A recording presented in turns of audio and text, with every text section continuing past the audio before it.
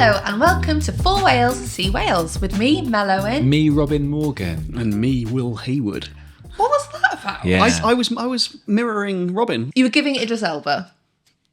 Sorry, I never usually back Will up, but I'm with him on this. You heard me physically turn. Nobody has ever said I was giving Idris Elba. You were doing a bad impression of Luther. It was giving that.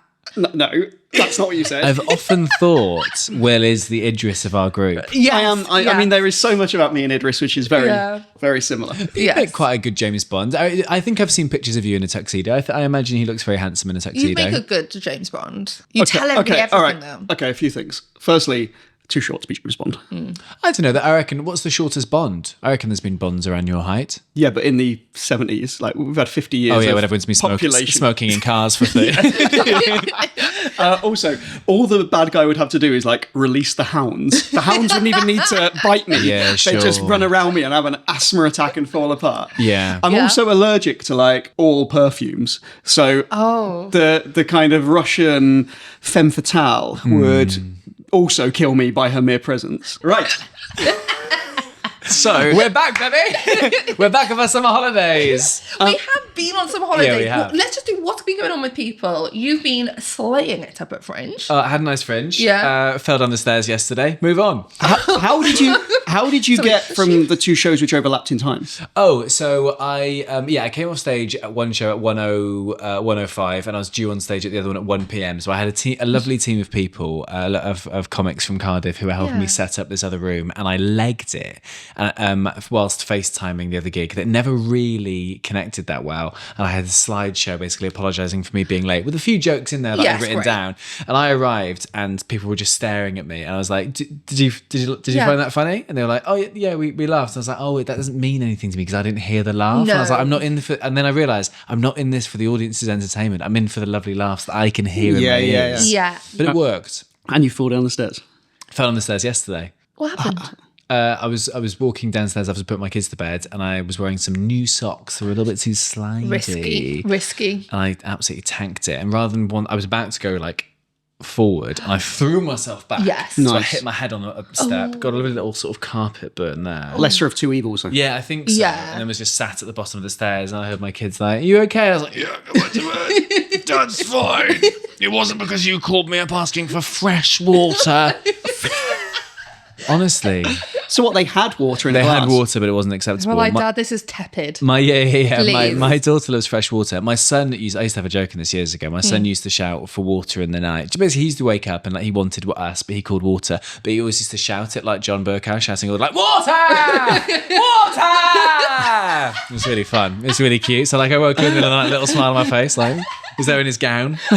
It's weird. It's weirder if he shouts Peter Bone. Yeah. Water! I'm obsessed with your son. That's such great He's good. energy. He's a good kid. That is great energy. Do you have a water jug in the fridge with a filter? We don't have filtered water. Maybe clearly these middle class children are not having the full remit. Do you ever filtered water? I bet you're allergic to tap water or something. You are, aren't you? He has to drink smart water. He has to drink it.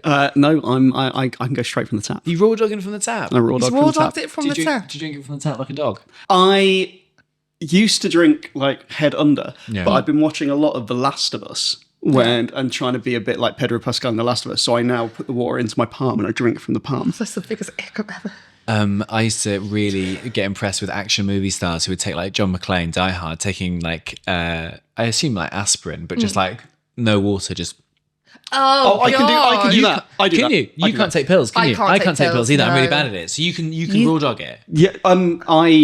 I take so many tablets. Yeah. Obviously for my gains. Yeah. No, for my allergies. And I'm just so used to it. I can now just kind of chuck into the back of the throat and just. Oh gosh, I hate that. That would be horrific for me. Yeah. I wouldn't like that. Can you guys? Because my mum can't take tablets, which was a fucking nightmare when she had cancer. Yeah. Like, I imagine the biggest inconvenience. it was really, really, really annoying for you, Will. it frustrated me hearing it 40 times a day. God's sake, mum, drink it. But because my friend also struggles, but if he buys, you don't buy the tablets which are like solid, you buy the ones which in the float, capsule. like capsule. Yeah. So you put it in your mouth, you drink, you lean forward so the capsule floats to the back of your mouth, and then you swallow. Wow, I will try this later. I thought that seems mad because you want it at the back, so I put my. I'm going like this. I'm proper neck back. We should do this at the live show. We should take some drop some pills so you can swallow a pack of Nurofen quicker. Right. We are in Wrexham. We are. Get your tickets now. We are going to come on to Mel's summer, but as we're on the subject of Wrexham, live show 2 weeks away. So excited. Genuinely, I think it's going to be so great. I was in Wrexham for Eisteddfod and posters everywhere of us. It was great. I say everywhere in T-Pub. But, What one? Yeah, well, it was in one the of them. toilets. Yeah, I'd like him out the lift. But no, I'm really looking forward to it. And the T-Pub is such a nice space. It's like genuinely, it's such good. a great space. Yeah. I've never been. It's my It's first going to time. be great, yeah. I'm very much looking forward to it. One person has requested that I do something during the live show, and I'm not going to tell you guys what it is, but I am going to do the thing that the person has requested. Okay, now I am so excited. How's that for a tease? Walks down the stairs. Yeah. I'm really getting into clowning since Edinburgh. Link is you go to the TPAB website. You can go to our bio if you want to get tickets. Mel, what have you been doing this summer? I also was at Fringe for a little bit. I hopped on some really lovely shows up there. Met 2 people who listen to the podcast. Hello to Eric and Dawn. Eric and Dawn. Yeah, Eric and Dawn. Eric and Dawn. They both live in Glasgow, but are Welsh. And so, keep up to date with what's going on. So that was lovely. And then I went to Shetland. On holidays? Yes. To do some whale watching with my friend Nell. That's cute. It was the sweetest thing ever. You were very excited for this. Honestly, so excited. Because I adore killer whales. Like, really love them. And didn't see any orcas. But did see, if Nell's listening, because she does listen to this, she thinks they were dolphins. I think they were minkies. Let's just, call a spade a spade. What's a minky? A minky whale. It's a type of whale. Okay. It's smaller. It's black. It's got a nice, lovely, sexy dorsal. Minky whale. Yeah. So there's loads of seals. I think I could have been a seal in a past life. This feels like Will should be saying all of these I things. know. You're aware of that? Honestly, right. I'm now a bird watcher, right? I got into birds so hard on this holiday. I've seen kittiwakes. I've seen skewers, right? I'm obsessed with birds. Your app didn't, because you've got one of the apps. Yes. Which can detect the noise the bird calls. And there was one you found which wasn't on it, wasn't listed. No, so my friend, she, very much, you got what you call lifers, which means you've never registered one of them before. So it's like the first time in your life that you've seen it. Cute. And we were like, great, we've got a lifer here. We've got a Shetland Duck. Shetland Duck, not on the app. Not on the app. Justice for the Shetland Duck. Yeah. Absolutely. So we've contacted the app to be like, have you thought of registering it maybe? Because we've seen them. You're such an advocate for unrepresented groups. I always do this, I always thank you for recognising that.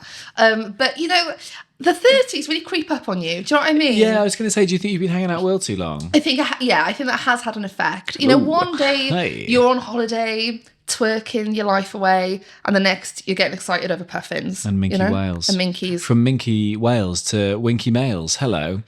You really took a run after that as well. I could see the cogs in your head going, I've got a great one. Because I thought it was going to be like sort of, misspeaking that. You just say sort of wanky males, don't you? Which, again... I while you were doing that, I was trying to take a run up for the fact that Mel is on 4 whales, see whales, but she didn't see the whales. Sure. There was something there, but she saw but 4 whales. You're a professional comedian, quite a bit funnier than me, so you got there first. I don't know. Well, that was going to be my Instagram caption if and when I got my photo of a whale. Shit. I was going to go 4 whales, see whales. Could we get AI to do that for you? It just feels like a wasted caption. There's got to be something we can do around quails as well.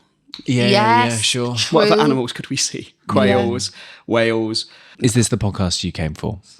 Snails. Thank you, producer Oh. Daryl. Yes. He's Thank back, you. baby. If you have other animals which rhyme with our podcast title, get in touch. Yeah. What have you been up to? It was my brother's wedding. Oh, wonderful. Of course it was. No, as in like you've been planning this stag for ages. This has been a big thing for you. Yeah.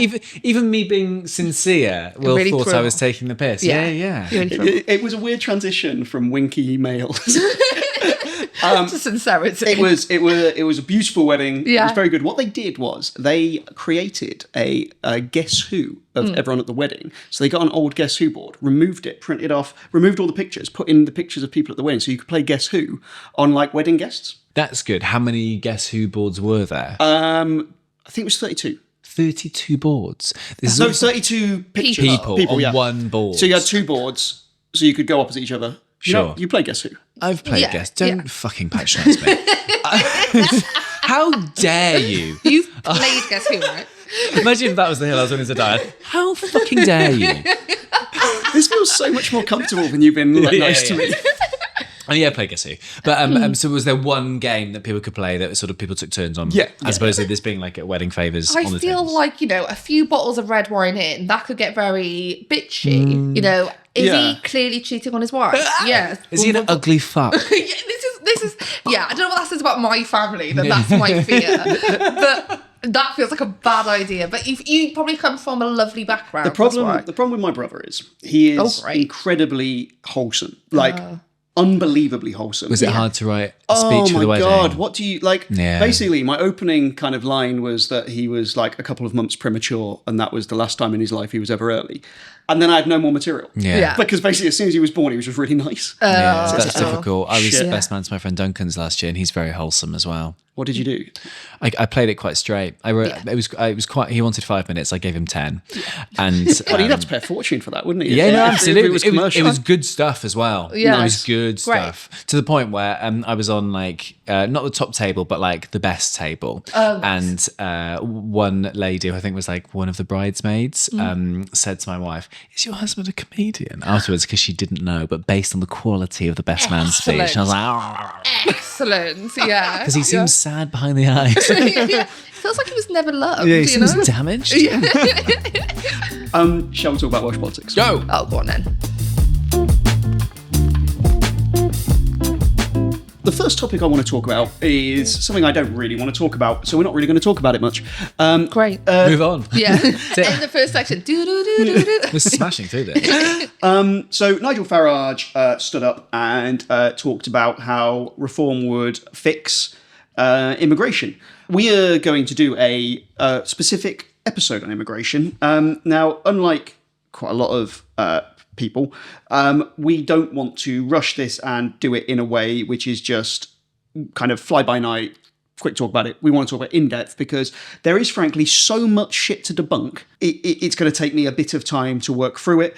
There's a bit of nuance to apply, isn't there? There is a bit of nuance to apply. So we're not going to go deep into what Farage said, but because I think a real chronic problem is just reporting what Farage has said without addressing the shortcomings of his arguments sometimes. So we are going to go into it another time. But what I do want to talk about is how Keir Starmer and UK Labour have completely ceded the ground when it comes to immigration. Well, they've basically accepted the premise of all reforms arguments and have completely demonstrated almost no leadership whatsoever in pushing back on the rhetoric around immigration. Starmer basically stands there and says, Farage is right about the problems of immigration, but we're going to solve it.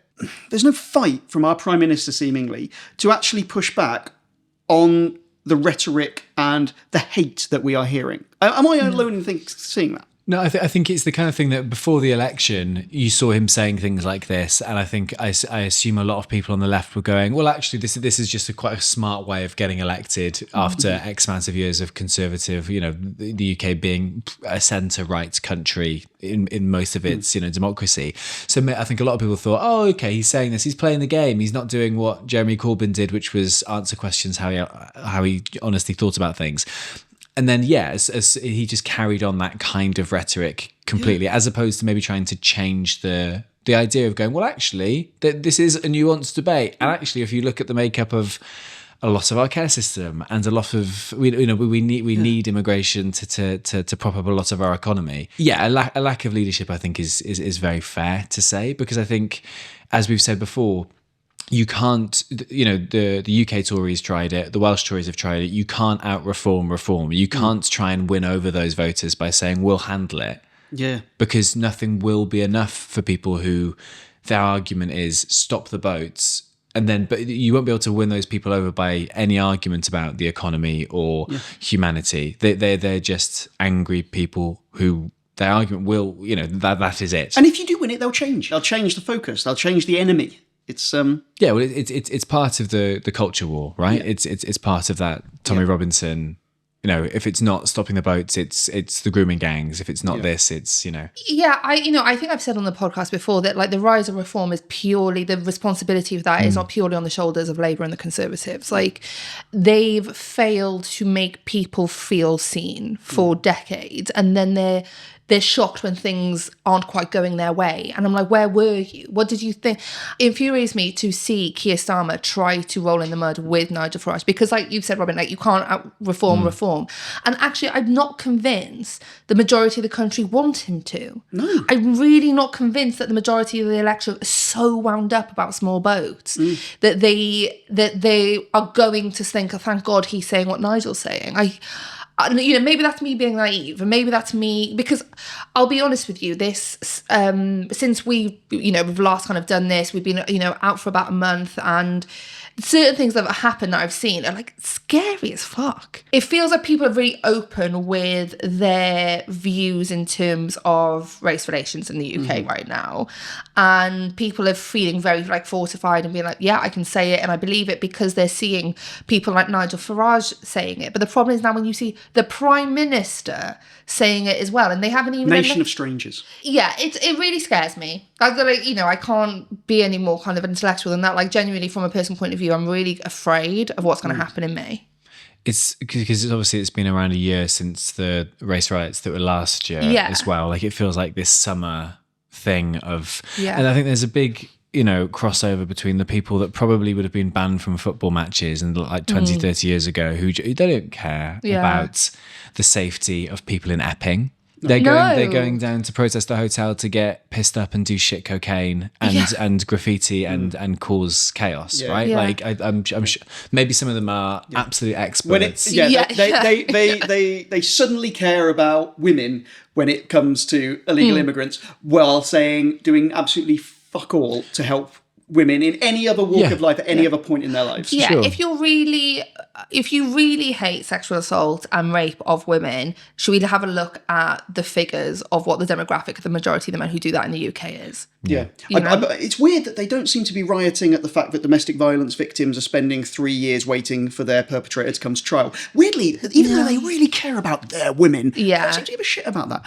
We're in very big danger of going into the thing I said we weren't going to go into. But there is a real and present danger that the far right are going to get hold of the levers of power in this country. And I think there is a real genuine danger of that. And now some people are going to come at me and go, are reform really far right? We're going to discuss this in a future episode. But if you look at what the kind of academic definition of far right is, you can make a very strong argument that what reform are espousing is far right rhetoric. We're going to go into more detail on that.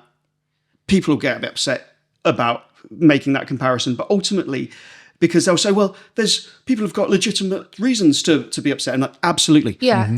Where the extreme right have done well historically for a very long time has been because there are legitimate problems, but what they do is they create a straw man and they create others who they then blame for it and use essentially as a vehicle for themselves becoming more powerful. I mean, we've talked about the Overton window before, haven't we? And like these things being talked about, the Prime Minister saying things that, 10, 15, 20 years ago would have seemed absolutely baffling for a centre-left leader to be saying as policy, making speeches like you mentioned earlier. It's a weird one because I feel it's now in Wales, obviously, it being an issue, and the UK as the whole, but I mean, like across Europe, like you can see like the leaders of Germany and Italy and things, and obviously in the States and stuff, you can see like this is where politically things are going. Yeah, I mean, the United States is our ghost of Christmas future. The people trying to push back against reform as well, unfortunately, are doing quite a piss poor job at the moment as well. And I think it feels very reactionary. Like they're reacting to things reform are doing instead of like being proactive and kind of,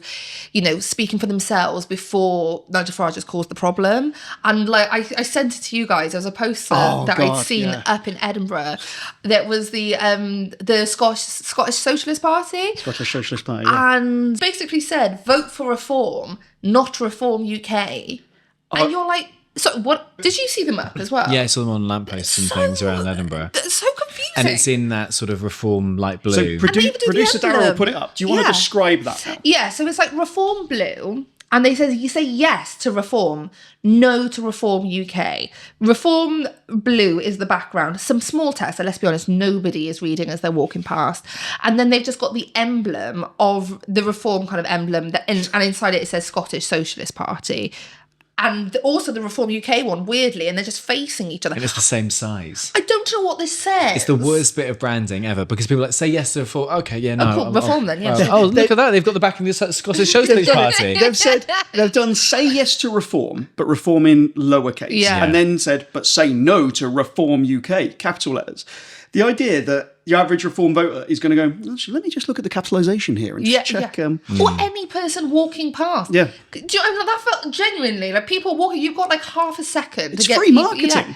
And they're just walking past going vote Reform. You're like, okay, there, sure. Baffling communication. What you said about the Overton window, so for people who don't remember, the Overton window, imagine you're looking out of your house and everything you can see out of that window is basically what is Sorry, I really now looked close outside your my- eyes to picture it. Imagine you're looking out of your house and everything you can see out of that house, out that window is what is acceptable.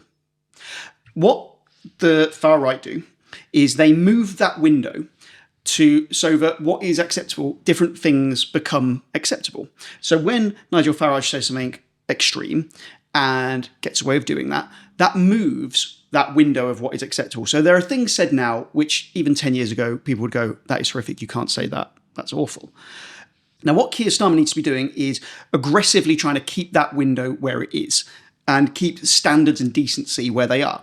But what he does, every time he agrees with the premise of Nigel Farage's argument, he helps move that window.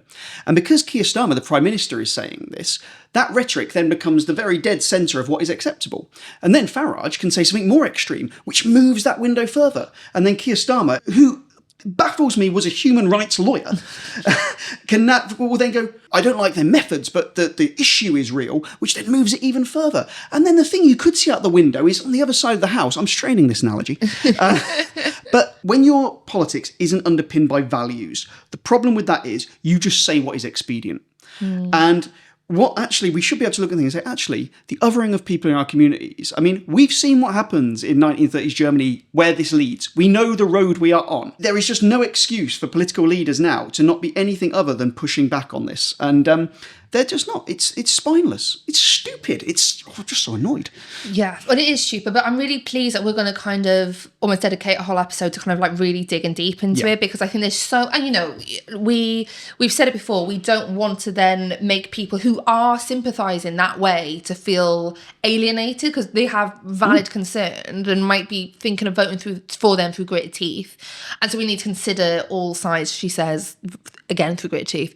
But, you know, I'm really glad that we're going to kind of like look into it further. But it is worrying, I know. We should also have somebody on from Reform if they're willing to come on Please. as well. Because I would love that. we've spoken about it for a while, right? I mean, Claire, you listen. Like, if you want to come on, if Nigel Farage wants to come on. So Claire Powell was Reform's Welsh spokesperson. He's now stepped down from that because you can't be a party employee and run for the Senedd. So he's going to run then. So he's going to run. Sure. So Come that's Yeah, we give good gifts. We Yeah. do. The snack game. Yeah. Come on. So I recently did a Radio 4 documentary about reform, and it was very good. It was very good. My dad liked it. oh, cheers, guys! It's hard because obviously when you're on the BBC, you can't just say fuck and be like, "What the hell is this?" No. You have to adopt a different voice. What the fuck? I say. Will discovers code switching. What transpired on that is Claire Powell is actually referred to by Nigel Farage as Welsh Dave. Yeah, a party for Wales. Right. They call him Welsh Dave. They call him Welsh Dave. When I asked him about that, he was like, clearly was very surprised that I knew that. Wow. Yeah. Well, you know, again, genuinely being sincere, it would be great to have him or anybody else from Reform on, because I think we need to ask these questions. Yeah. Come on. I'm not a fan of no platforming, especially when people are polling the highest of any party. So come on. We would love to have you. Shall we talk about something much less controversial, like 20 miles an hour?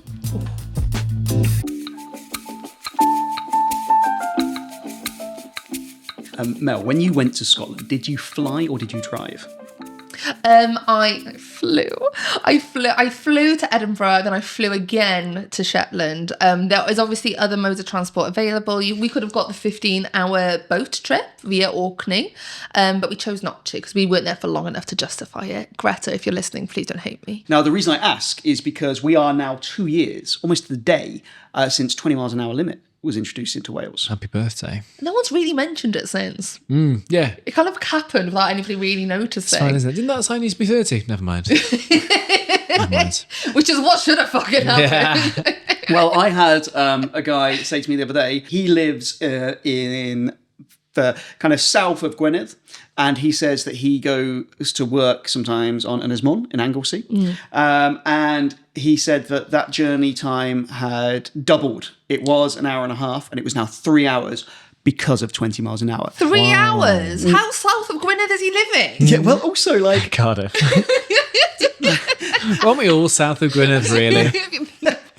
And he attributed this all down to 20 miles an hour. And I'm not for a moment suggesting that he was talking bollocks, but let's face it, he was.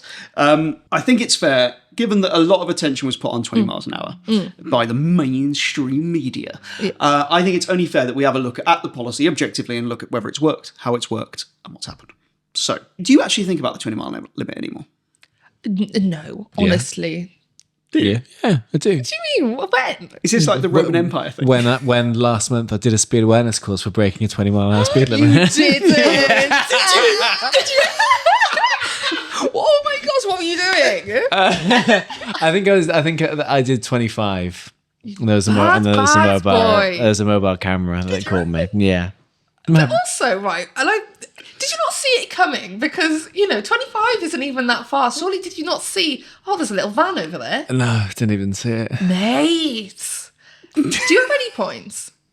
3 now? Yeah. If my insurance are listening, no.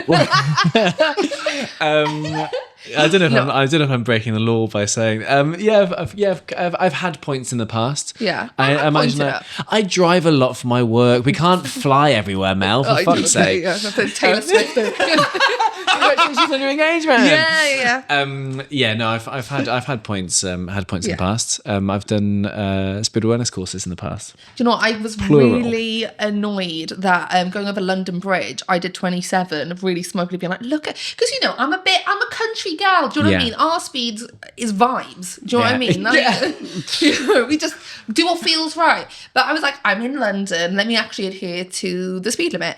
And I was doing 27. And I stuck my little limiter on. And I thought, great. And it was 20 miles an hour. And I had already done a course, so I had to take the points. This is a crime wave. Have you ever been caught speeding? Now the tables are fucking turned, haven't they? A lot of judgment when I admitted mine. I don't have any points on my licence at present. Oh my gosh, do you know, in the car park earlier before we got to record, there was somebody, and I assumed it was you because it was a white car that looked like yours, and I did a jokey thing that I was going to ram into the side of it. And I did a honk and oh my God, what are you doing? And this woman was like, sorry. And I was like, never mind, I'm so sorry. I thought you were award-winning journalist Will Hayward. Sorry. So sorry. Sorry. I'm so sorry. How has this turned on me? Quick, the tables turn, don't they? Yeah, well, I know you guys like going quick. So, But I do think about it.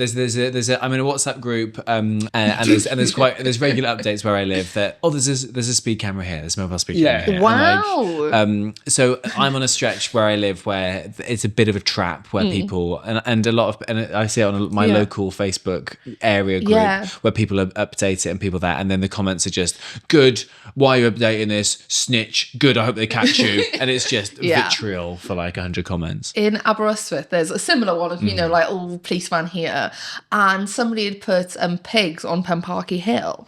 So I went, stop it. Literally, I was like, oh my God, guys, there's pigs loose on Penparky Hill. I was going to my mum and dad. I was like, have you seen this? There's pigs loose. And my granddad was there going, well, there's not a farm near there. I don't know. And I was like, that's mental. Obviously, they meant the police. But I'm such a good person that I would never call the police that. No. What would you say? Popo. The popo around. The fucking 5-0. 5-0. 5-0. What does 5-0 mean? I don't know, but I say it a lot because I've introduced my girlfriend to The Wire, and that's the shout out that the hoppers do when the police are approaching the corner. 50. The pimp them. Yeah. So 20 miles an hour. So mean speeds, so average speeds, before 20 miles an hour, they were up around 29 in those zones. They're around 29. Now, that speed limit has gone down to just over between 24 and 25. What I was doing when I got caught. Well, there we go. You were the mean. So most people, on average, are breaking the 20 miles an hour. Obviously, this is an average, so maybe it's just one person going 1,000 miles an hour who's dragging the average up. Let me know who that is. Robin, I've seen how much coffee he drinks. But so basically from November 2023, so just after it had come in, it went down to about just over 24 and it stayed pretty steady there. So you might say, does this mean that the 20 mile an hour limit isn't working? Because like people aren't driving 20 miles an hour. I can tell you now, I drove from Cardiff to Newport today for this at the Heyman Media offices. And there was absolutely people who were not doing 20 in all the 20 zones. Well, I know this isn't in the spirit of it, but like, you know, no one's driving the speed limit. Can I just... If we're just going to be clear, let's just be honest, you know? Like, I'm just here trying to spit some facts, right? No one's driving the speed limit. So if they're breaking 30, they're doing 35, right? So if they're breaking 20, they're doing 25. And I think the only people who are doing 20 were probably old people who were doing 20 before and anyway. People with an L plate. Yeah, exactly. So because they're losers. Yeah, losers. So, let's alienate that young audience we're chasing. If the aim of 20 miles an hour was to get everyone driving at 20 miles an hour, that data shows it's failed. But that wasn't the aim of 20 miles an hour. The aim of 20 miles an hour was called division in society. Was to control people. Yeah. 15-minute cities. Oh, I'm obsessed with it. Like, we're all going to eat bugs and live in pods. No, you're a fucking idiot. Sorry. Oh my God. Yeah, sorry. You two have both been mean. You're bird watching. You're just getting angry at people. Yeah. We Freaky Friday over the holidays. But the actual aim of it was to reduce casualties, to save lives, and to save money. And has it done that? Yes. Great. So the general rule of thumb on urban roads is that for every 1 mile an hour you go down in speed, so between 20 and 30, for every mile an hour you go down in average speeds, there'll be a 6% reduction in casualties. Basically because going from 30 to 20 is a real sweet spot, because if you go from 60 to 50, and someone goes out in front of you, obviously you'd be better at 50. They're dead. Yeah. You're hitting them, because not only are you hitting them very hard, you're also got less time to react. Whereas once you get down towards 20 miles an hour, there's a huge change. So in answer to the people who message me going, why don't we make speed limits 5 miles an hour? Wales on lies. I don't work there anymore anyway. But feel free to pass all that hatred on to us online. We don't work there anymore. He's not reading it. But the point is, I actually do get Google alerts when people mention my name, which was a massive mistake. You do. Do you still do that? Yeah. I'm gonna mention him so much today. But the fact is, if you were to reduce speed limits from 20 to 10, you just simply, firstly, no one would follow it anyway. But secondly, it wouldn't result in that big a percentage drop, because once you get down towards 20 miles an hour, it's actually a really safe speed to drive at in terms of reaction times and stuff. So if I hit you at 20, what would happen? Should we join and test it? We should do that, like Richard Hammond on Brainiac. Oh, did he do that? I don't know. Well, obviously, because I'm James Bond, I would be immediately okay. Yeah, you'd be having an ejector seat. I just jetpack out of there. You get a rash from the air freshener there. I probably am allergic to it. So, as an example, I think I might be a 1 mile an hour office. It's been a while since I've looked at it. Say a child runs out and one car's driving 20 and one car's driving 30. By the time the 20 mile an hour car has stopped, the 30 mile an hour car is still doing 24. Yeah, it's stopping distance, isn't it? That's the main thing. I learned that on my course. Okay. A lot of people come away from those courses having enjoyed them. They're a bit like, now I know more. It was on Zoom, my one. Was yours on Zoom? Mine was on Zoom. Oh, the instructor was very like, guys, just call me Steve. Call me. I'm one of you. I'm your friend. Backwards hat. It wasn't like Prison Mike from The Office. No, yo, I'm Prison Mike. The great thing about evidence-based policy is that it's got a real good habit of working. So, I said for every mile an hour speed reduction, you expect a 6% reduction in casualties. So in Wales, we've had a 4.2 mile an hour reduction from 29 miles an hour down to about 25 miles an hour.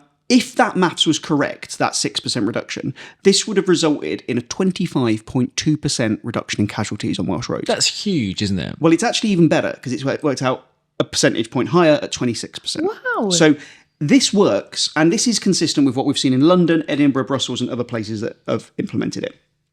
So basically, for the first year, in simple terms, the number of casualties has fallen by 630. So more than a third in that time. Come on, that's good news, right? Yeah. How are we arguing against that? Well, people are, and people like to seek me out to do this. And one of the things they've go is, and I'm going to reenact their voice, but this might not have anything to do with the change in speed. Roads are getting safer every day. And I say to them, yeah, roads have got safer. You're absolutely correct in that. Suave wheels back. Yeah. Thanks. That's a legitimate concern. I have some answers for you. I'm Will Hayward. I'm very pleased you came to me with this. Roads have got safer, cars have got safer. However, if you look at the data for the year before 20 miles an hour came in and the year after 20 miles an hour came in, the evidence is it is down to the 20 mile limit because although casualties on 20, 30 mile an hour roads have dropped by a third, casualties on roads of 40 and over have actually increased quite a little bit. So actually the general trend that casualties are going safe, up, yeah. but 20 miles an hour has managed to arrest that slide. Now, I still have people messaging me going, well, that's because people are so annoyed on the 20 mile an hour. When they get on the 40 mile an hour, they drive even quicker to try and make up the time. And that's why they're killing people. That kind of feels like their fault. Yeah. There does come a point that you can't, like the amount of people who say to me, like professional drivers who come to me and they go, well, cars can't drive at 20 miles an hour. They break down. I spend all my time staring at the speedometer. I'm like, how are you even a driver? Yeah. What's wrong with you? If you can't drive at 20 mile an hour, don't drive. You can't drive. Exactly. Please, for all of our sakes, we sell your car. Fly. Yeah. Do the same thing as fly a plane. Do what a good citizen would do and fly a plane. Yeah. How much money has this saved? So we've talked about this before. What's your guess at how much it costs if someone is killed in a car crash on average? So this includes the road closure, the ambulance call out, the police investigation, the loss from that person not being able to go to work, the loss of them not being able to care for their kids. How much do you think it costs? £30,000. Okay, got £30,000. I'm glad you went first because now I can base my answer off your answer. 31,000. Yeah, 30 and £1. I think more. I'm going to say 90 grand. It's 2.4 million for a death. I was closer. Yeah. Okay. That speed awareness course I paid was off. so close. Sorry, repeat. 2.4 million pounds. cost Per to society person. for every British person. pounds. British pounds. Wow. A lot of money. A lot of money. So this is based on... I remember I said this on the time, and I'm going to say it again. Go on. I would like to cost the state £2.4 million. Yeah, that would be nice. I would feel quite like a main character if I got a little bump. You know, sometimes... And I would just say, like, I just cost everybody 2.4 million. Yeah. I'm expensive. Do I have any worth in society? I do. I do. I have a lot of 2.5 financial million, worth in yeah. society. Check me out. There's a hell of a lot of melodrama leaflets going to waste. Based on the change in the number of killed, in the first year that 20 miles an hour came in, it saved £12 million. If someone gets seriously injured, so a serious injury, how much do you think that costs? On top of the 2.4. So this is just Instead this of- if someone's not killed, but they're seriously injured. Do you want me to go first this Yeah, time? go on then. I'm going to say £500,000. Okay. £90,000. That was my guess earlier. What the fuck? It's dead in the middle. It's £270,000. There you go. Who was closer though? So It was a tie. because there was 75 fewer people seriously injured in the first year of 20 miles an hour, that saved over £20 million. Now, slight injuries, that is, like being slightly injured by a car is still pretty bad. Oh, it's a bad day. If I say I'm going to slightly drive into you, Yeah. like Like you're Mel not, Which is what I threatens. tried to do earlier. yeah, like Mel did to that poor woman earlier. We've got an in memoriam section at the end of the episode, just her face in black and white. That's woman from the car. Woman from the car park. That is a hell of a lot less expensive, but it's still 20 grand. Yeah. So it's 20 grand if you didn't, because I mean, I take a week off work. If that road is stopped for like 2 hours, you know, that affects a hell of a lot of traffic, all sorts of things. So So in total, that saved 11 million. So the total savings from injuries in just the first year is 43 million pounds. That's such, like, when you hear about, and you know, when we were talking about like the Welsh budget a little while ago, that's not an insignificant amount of money, is it? Especially when it's every year. Yeah. People will say, but what about the cost? What about the cost it cost to introduce? Well, it cost just under 40 million pounds to introduce, so it's already paid for itself. What are the bad sides of all this then? I am going to come to them. There are some bad sides. Okay. There are some bad sides. There was also a drop in insurance premiums. Now, I know what people are going to say, and this is fair enough. My insurance premium has gone up. It hasn't affected insurance premiums. That is because in Wales, there has been an average drop according to insurance companies like Esure, on urban roads, the risk of a crash has gone down by 20%. So they've reflected that in premiums. So people living in these parts of Wales have seen a £45 reduction on average in their insurance premium. But it could have also gone up for lots of other reasons. But on average, that you'll be £45 better off than someone in the equivalent area of England. Right. Okay. So not a bad thing. Saved, when extrapolated to the 2 million Welsh vehicles, that saved about 90 million. But there is a legitimate reason to criticise 20 miles an hour. And that is it has increased journey times. So the Welsh Government did a study and they assessed 15 routes, and they assessed the routes in the morning and the evening, but in both directions. So one of them, for instance, was Aberystwyth to Cardigan was the longest route they measured. And so it's essentially 4 journeys. It's there and back in the morning, there and back in the evening. So that's 60 routes that they were technically measuring. In 57 of the 60 cases, the journey time went up. So it has increased journey times. Yeah. But in none of them had it increased it by more than 2 minutes. But what I think was really interesting, the variance between the quickest journey and the slowest journey got a lot less. So although on average you were spending slightly longer in the car, you were more likely to have a consistent journey time. And that could be down. The research hasn't been on this, so I don't want to say this is exactly why. But it could be down because there are fewer crashes. So you're not spending as long waiting in long traffic jams. And also because you don't get that sharp acceleration and braking that you often get, which causes tailbacks. But absolutely, it has increased journey times slightly. So that is something to be annoyed by. Yeah. Yeah, you know, especially if it's like you say, rush hour, that type of thing. People are already kind of pushed to the point where they feel they're just cutting it fine. You can understand how that feels inconvenient. Totally can understand that. I'm going to wrap this up in a sec. But one thing I do want to talk about is speeding fines. Well, we've got an expert over here. Because I don't pay them. Because people have said, there's been a big increase in speeding tickets since 20 miles an hour came in. This was just a money-raising exercise on behalf of big government. The idea that the Welsh Government could do that kind of joined-up thinking, I think, is fanciful, but okay. It is true. In 2022, there was 86,000 speeding tickets on 20, 30-mile-an-hour roads. That went up from 86,000 to 132,000. Wow. Big increase. That is a big jump, yeah. Big jump. But actually, if you look at roads from 40 to 60 miles an hour, the jump was more. So it went from 45,000 to 92,000.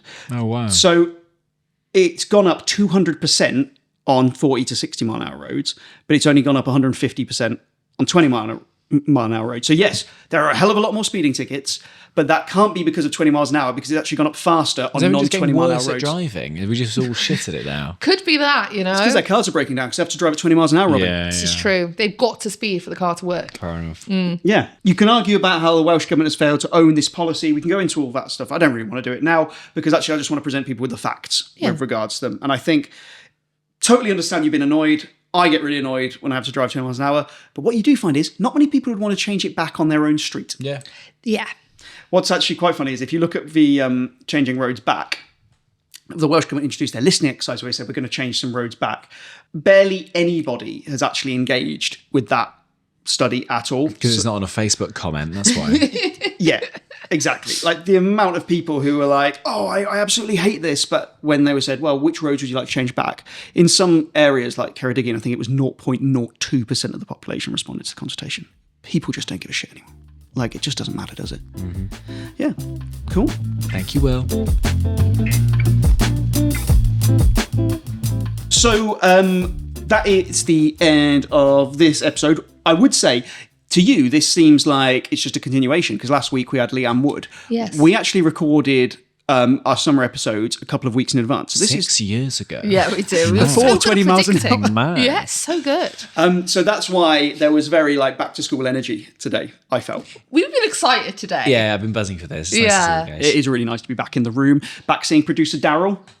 We do love him. Yep. And we're going to see you guys in Wrexham. Yes, so just over a week away when this comes out. So get your tickets, TPAL website, or find it in the notes. We're really looking forward to it. Our Cardiff one was really, really fun, the live show, and it's nice to sort of see the community that we've built like face to face, isn't it? Yeah, and it'll be evening this one, so it'll be like a slightly different vibe as well. It'll be vibey. It's gonna be naughty. I think we get very silly. We do get silly. Yeah. We get Get silly. very libelous. Yeah, absolutely. Yeah, Love it. Yeah. Have you guys got anything that you want to plug in the meantime? No. This is definitely a back to school comedy Yeah, era. absolutely. I'll look at my planner. I haven't had my books yet. I haven't had my timetable through. I have no idea. We don't know. I don't know what I'm doing tomorrow. Yeah. Yes. Nothing to promote from me. I got some big announcements with the newsletter that I released last week, but I'm going to talk about them a little bit next week. But yeah, it's very exciting. It'd be really nice to see people there. We'll have a pint afterwards. It'll be good fun. Yeah. I've been Mel Owen. I've been Robin Morgan. And I'm James Bond. Bye. Bye.